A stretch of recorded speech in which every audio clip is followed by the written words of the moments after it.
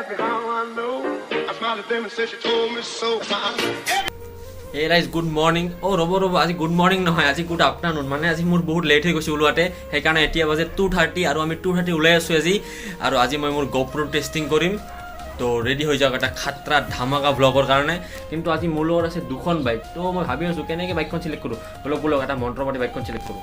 আক্কৰ বাক্কৰ বম্বে বো 80 90 পুৰে 100 all good man, ধামাকা হ'ব গৈ আছে। আৰু এয়া চাওক আমাৰ আইতা কাম কৰি আছে এতিয়া, তো বলক এতিয়া আইতাৰ কাৰণে চিংৰা আৰু মিষ্টি আনিব যাওঁ।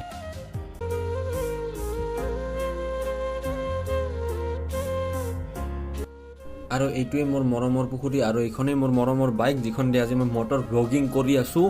তো I am so' excited to the 10 kilometre ride. তো লেটছ গ'।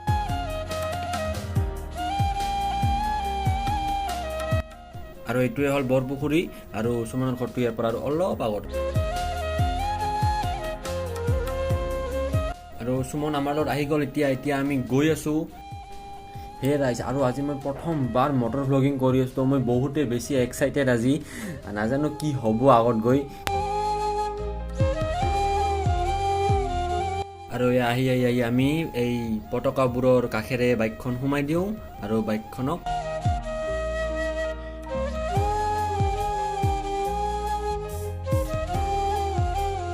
বাইকখনৰ পেট ফুল আৰু মোৰো পেট ফুল। এতিয়া আমি গৈ থাকিম motor blogging with Platina Yahoo. আৰু এইটো এটা এক্সপিৰিয়েঞ্চ, এটা বেলেগ এক্সপিৰিয়েঞ্চ হ'ব মোৰ আৰু বহুত কিবা কিবি। তো বলক।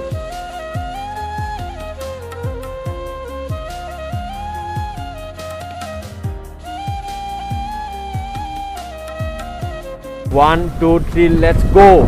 এতিয়া চাওক, ইয়াৰ পৰা আমাৰ ষ্টাৰ্ট হয় শ্বিলং ৰাইড। অ' মাই গড, বেলেগ একদম। টাৰ্ণিংবোৰ চাওক না আপোনালোকে, পাগল হৈ যাব।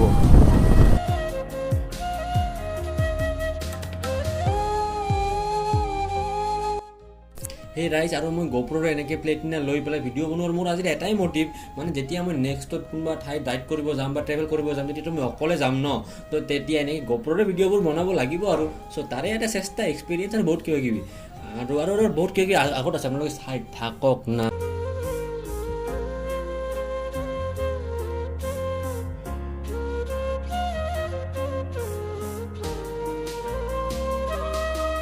অ' ভাই চাহাব, টাৰ্ণিংবোৰ চাওক না আপোনালোকে, টাৰ্ণিংবোৰ চাওক।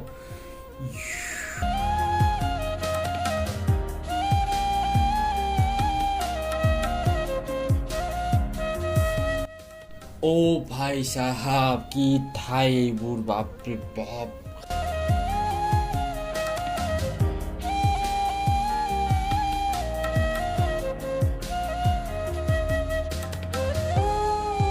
আৰু আমি ফাইনেলি আহি পালোঁ ঠাইটোত। আৰু সেইটো ৰাস্তা দেখিছে আপোনালোকে, সেইটো ৰাস্তা দি আমি আহিছোঁ ইয়াতে, এই গ্ৰীণ কালাৰ বেনাৰখন যে আছে পিছফালে, তো তাৰ পৰা আহি পেলাই আমি ওপৰত উঠি আহিলোঁ এতিয়া।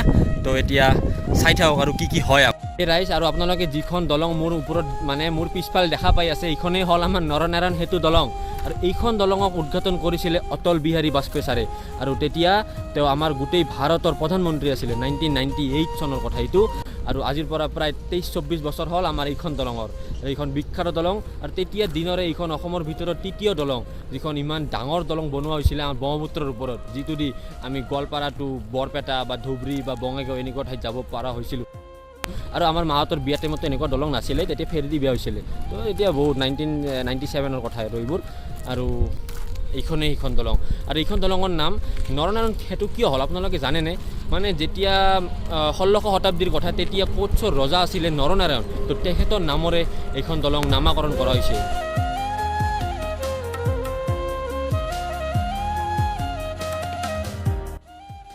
আৰু মই এতিয়া বৰ্তমান আছোঁ ৰেল লাইনৰ একেবাৰে দুটা লাইনৰ মাজত বহি আছোঁ। কিন্তু আপোনালোকক মই এটা প্ৰশ্ন সুধিব বিচাৰোঁ, ৰেলৰ যেনেকৈ দুটা লাইন থাকে, মানে দুটা চকা যাবৰ কাৰণে দুটা লাইন থাকে, এই লাইন দুটাৰ মাজত মানে কিমান মিটাৰৰ ডিষ্টেঞ্চ থাকে? যদি কোনোবাই জানে তো সিহঁতে কমেণ্ট এটা কৰি দিব।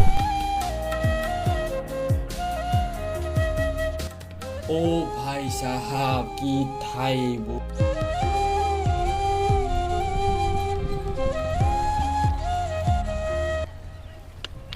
আপোনালোকে জানে ৰেলৰ ট্ৰেকত যদি কাণ দি পেলাই শুনো, তো গম পোৱা যায় ৰেলখন ক'ত আছে বৰ্তমান। তো ৰ'ব এটা চেষ্টা কৰি চাওঁ। শব্দ পাই গ'লোঁ আৰু ৰেলখন ইয়াৰ পৰা মোটামুটি আৰু 1 কিলোমিটাৰ আছে। তো বলক আমি ছাইডত থাকি প্ৰথমতে হৰিৰ নাম লৈ ৰেলখন চাই থাকোঁ।